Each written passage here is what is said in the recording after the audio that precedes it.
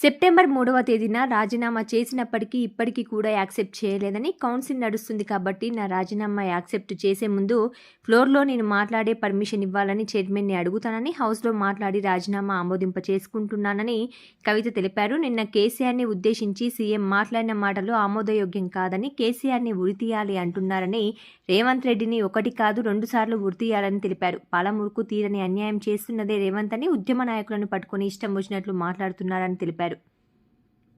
ముందుగా తెలంగాణ ప్రజలందరికీ కూడా చిత్ర సంవత్సర శుభాకాంక్షలు తెలియజేస్తా ఉన్నాను. ఈ సంవత్సరం అంతా కూడా తెలంగాణ ప్రజలందరి జీవితాల్లో మంచిగా జరగాలని చెప్పి, మీరు కోరుకున్న పనులన్నీ నెరవేరాలని చెప్పి మనస్ఫూర్తిగా ఒక ఆడబిడ్డగా కోరుకుంటాము. మరి ఇవాళ నేను రాజీనామా చేసి దాదాపుగా 4 నెలలు, రేపు 3వ తారీఖు అయితే 4 నెలలు అవుతుంది. కానీ ఇంతవరకు గౌరవ కౌన్సిల్ చైర్పర్సన్ గారు నా రాజీనామాను ఆమోదించలేదు. అందుకనే ప్రత్యేకించి ఇవాళ వారి నుంచి కలిసి మరి నా రాజీనామాను ఆమోదించే ముందు నాకు ఒక్కసారి కౌన్సిల్లో మాట్లాడే అవకాశం ఇవ్వాలని చెప్పి వారిని రిక్వెస్ట్ చేయడం జరిగింది. మోస్ట్ ప్రాబబ్లీ 5వ తారీఖు అవకాశం ఇస్తామని చెప్పి వారు చెప్పడం జరిగింది. వారు 5వ తారీఖు ఇచ్చే అవకాశాన్ని సద్వినియోగం చేసుకొని మరి నా రాజీనామాకు కారణాలు ఏంటో కూడా సవివరంగా వివరించి on the floor of the house నేను మళ్ళొకసారి నా రాజీనామాను యాక్సెప్ట్ చేయమని అడగబోతా ఉన్నాను. సో ఈ విషయాన్ని తెలంగాణ ప్రజలందరికీ తెలియజేస్తా ఉన్నాను. పార్లమెంటరీ ప్రాక్టీసెస్ కానీ, మనము ఫాలో అవ్వాల్సినటువంటి ప్రొసీజర్స్ కానీ కరెక్ట్ గా ఫాలో అయితే బాగుంటుంది. అందుకనే ఆ రోజు అవకాశం తీసుకొని మాట్లాడి నా రాజీనామా కారణాలు కూడా వివరిస్తారని ఈ సందర్భంగా మీ అందరికీ తెలియజేస్తా ఉన్నాను.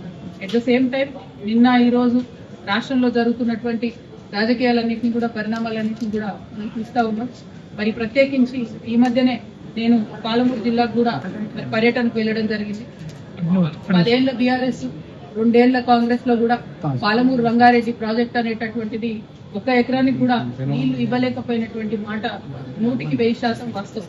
అయితే 10 సంవత్సరాలు బీఆర్ఎస్ ఈ ప్రాజెక్ట్ ని సాగదీసిందని చెప్పి నిన్న గౌరవ ముఖ్యమంత్రి గారు ఏవైతే విమర్శలు చేసినారో అవి మాత్రం నేను తీవ్రంగా ఖండిస్తా ఉన్నాను. ఎందుకంటే ఒక ఉద్యమ నాయకుడిని పట్టుకొని టెర్రరిస్ట్ కసబ్తో కంపేర్ చేస్తూ ఒకసారి ఉరేయాలి, రాళ్లతో కొట్టాలి అనేటటువంటి మాటలు ఏవైతే మాట్లాడిందో అది ముఖ్యమంత్రి పదవిలో ఉన్నటువంటి వ్యక్తులు మాట్లాడే మాటల్లాగా లేవు. దీన్ని మేము చాలా తీవ్రంగా ఖండిస్తా ఉన్నాం.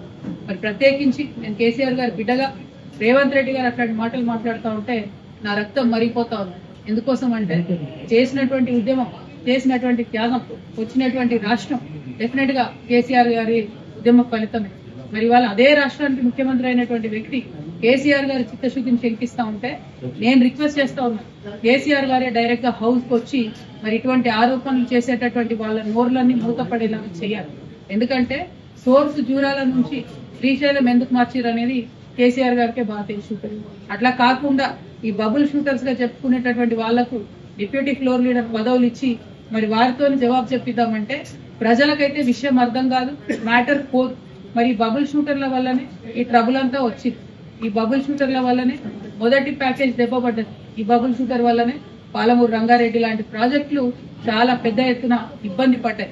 మళ్ళా వాళ్ళకే పెత్తనం ఇచ్చి, వాళ్ళకే డిప్యూటీ లీడర్లు ఇచ్చి మరి అసెంబ్లీకి కేసీఆర్ గారు రాకపోతే మాత్రం బీఆర్ఎస్ పార్టీని ఆ భగవంతుడు కూడా కాపాడలేడు. In the interest of the people of Telangana KCR గారు వస్తే బాగుంది. ఎందుకు మాటలు పడాలి? తెలంగాణ ఉద్యమంతో సంబంధం లేనటువంటి వ్యక్తులు, ఏదో అనుకోకుండా అందలం ఎక్కినటువంటి వ్యక్తులతోని కేసీఆర్ గారు మాటలు పడే అగత్యం రాకూడదని ఒక బిడ్డగా నేను చెప్తా ఉన్నాను. అది పక్కన పెడితే రాజకీయంగా ఈ 2 సంవత్సరాల్లో అధికారంలో కాంగ్రెస్ కూడా 1 ఎకరానికి కూడా పాలమూరులో అదనంగా నీళ్లు ఇవ్వలేదు. ముఖ్యమంత్రి గారు నిన్న ప్రెస్ మీట్ పెట్టి చాలా మాటలు మాట్లాడిండ్రు, చాలా ప్రగల్భాలు పలికిండ్రు. నిజంగా మీరు పాలమూరు బిడ్డ అయి ఉంటే సరే, పాలమూరు రంగారెడ్డికి రకరకాల లీగల్ కాంప్లికేషన్స్ ఉండొచ్చు, కానీ బీమాకి ఏమైంది, నెట్టెంపాడికి ఏమైంది, మీరు ఎందుకు వాటి మీద దృష్టి పెట్టలేకపోయారు? అదేవిధంగా తుమ్మిళ్ళకి ఏమైంది, కల్వకుర్తికి ఏమైంది? ఇవాళ మొత్తం ఫుల్ వాటర్ వస్తా ఉన్నాయా? కల్వకుర్తిలో 2 మోటార్లు రిపేర్ ఉంటే ఇంతవరకు ఎందుకు రేవంత్ రెడ్డి గారు 1 అడుగు ముందుకేసి 1 రూపాయి దానికి ఇవ్వలేదు? బీమా హాఫ్ కెపాసిటీకి అలా సప్లై చేస్తా ఉంటే ఎందుకోసం ముఖ్యమంత్రి గారు దాని మీద మాట్లాడలేదు? నెట్టెంపాడు మేము డైరెక్ట్ గా రిజర్వాయర్లు అన్ని చూసి వచ్చినాం. 4 TMC రిజర్వాయర్ అన్న కాడ 2 TMC కూడా నీళ్లు లేవు. ఎందుకు దాని మీద ముఖ్యమంత్రి గారు మాట్లాడతలేదు?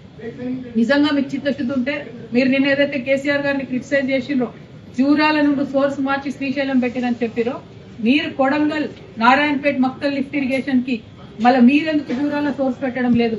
మీరెందుకు లక్ష్మీదేవిపల్లి రిజర్వాయర్ కట్టడం లేదు? మీరెందుకు భీమా నుండి సోర్స్ పెడుతున్నారు? అక్కడ నీళ్లు లేవు. భీమా అనేది ఒక పిల్ల కాలువ, దాని నుంచి వాటర్ వచ్చే ఆస్కారం ఉండదు. అటువంటి దగ్గర మీరెందుకు సోర్స్ పెడతా ఉన్నారు? మీకేం లాలుచి ఉంది ఆంధ్ర పాలకులతో? ఆంధ్రాలో చంద్రబాబు నాయుడు గారు ఉన్నా, జగన్మోహన్ రెడ్డి గారు ఉన్నా, వాళ్ళు మన నీటిని దోచుకొని పోయే ప్రయత్నమే చేస్తున్నారు. ఆ రాజకీయాన్ని పక్కన పెట్టి ప్రాంత ప్రయోజనాలను ఏవైతే ఆంధ్ర నాయకులు కలిసి కాపాడుకుంటున్నారో మన తెలంగాణలో చిత్తశుద్ధి లోపించింది. ఇవాళ మేడిగడ్డను 2 ఏళ్లు ఎండబెట్టిన తర్వాత రేవంత్ రెడ్డి గారికి జ్ఞానోదయమై ఇప్పుడు టెండర్ పిలిచి ఇప్పుడు బాగు చేస్తున్నారు. లక్షల ఎకరాలు 2 ఏళ్లలో ఎండబెట్టింది మీరు. ఆ రైతన్నల కడుపు కోత మీకు కొట్టకుండా పోదు.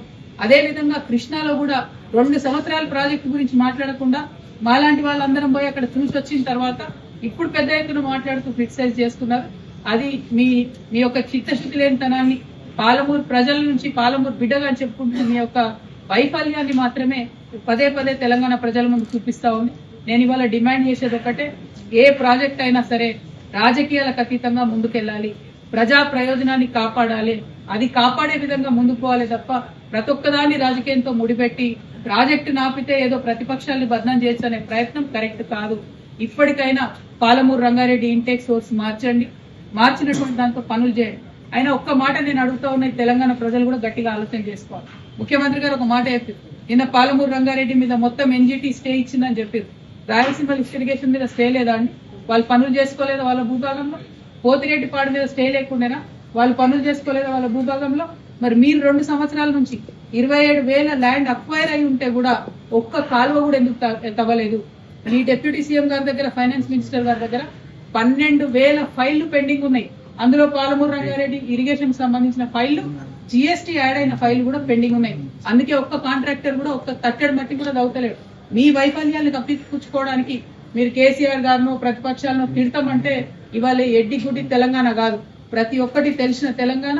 ప్రజలందరికీ వాస్తవాలు తెలుసు, తెలిసేటట్టుగా చెప్పడానికి తెలంగాణ జాగృతి బయలుదేరింది, జనం బాట పట్టింది. అందుకే ఇవాళ మీరందరూ కూడా అసెంబ్లీ పెట్టిరు. ఎవరి కోసం పెట్టింది అసెంబ్లీ? మీరు పెట్టి మీరు బీఆర్ఎస్ తిట్టా, బీఆర్ఎస్ మిమ్మల్ని తిట్టా, ప్రజా సమస్యలు మాట్లాడకండి, అసెంబ్లీలో టైంపాస్ చేయండి, రీల్స్ చేసుకోండి, బయటికి వెళ్ళండి. ఇది కరెక్ట్ పద్ధతి కాదు. గౌరవ ముఖ్యమంత్రి గారు నేను మళ్ళీ రిక్వెస్ట్ చేస్తా ఉన్నా, మీ మాట తీరు మార్చుకోండి. కరెక్ట్ మాట కాదు ఇది. తెలంగాణ పౌరుషాన్ని చూపించే మాట తీరు కాదు, ఇది అవమానకరమైనటువంటి మాట తీరు. దేశంలో ఉన్నటువంటి టెర్రరిస్టులతో మీరు మీ ప్రతిపక్ష నాయకుల్ని పోలుస్తా ఉన్నారంటే మీరు చేసేది కూడా దేశ ద్రోహమే అన్న విషయాన్ని నేను ముఖ్యమంత్రి గారికి మరొకసారి తెలియజేస్తూ, మరి చైర్మన్ గారు నాకు ఏదైతే అవకాశం ఇస్తున్నారో 5వ తారీఖు నాడు దాన్ని సద్వినియోగం చేసుకొని నేను రాజీనామా చేయడానికి గల కారణాలను తెలంగాణ బిడ్డలందరికీ కూడా ఎక్స్ప్లెయిన్ చేస్తానని చెప్పి తెలియజేస్తూ సెలవు. జై తెలంగాణ.